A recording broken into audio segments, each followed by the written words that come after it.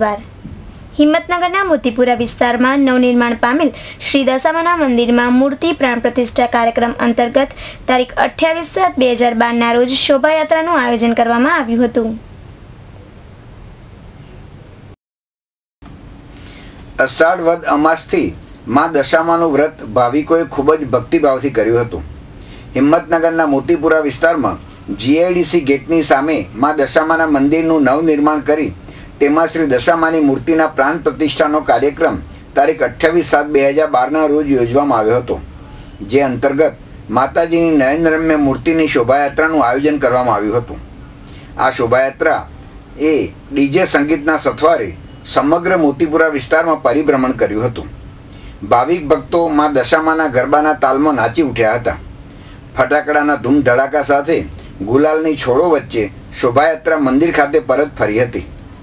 આ મંદિર પ્રાંગણમાં નવચંડી યજ્ઞનું પણ આયોજન કરવામાં આવ્યું હતું. મુખ્ય યજમાન પદે પીપલોદીના વનરાજસિંહે ઉપસ્થિત રહી યજ્ઞનો લાભ લીધો હતો.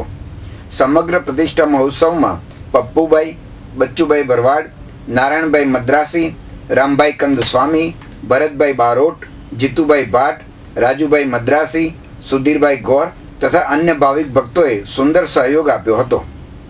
હિંમતનગરના પ્રતિનિધિ બિંદેશ માંડલિયા સાથે રસિક સોની, સિટી ન્યૂઝ, હિંમતનગર.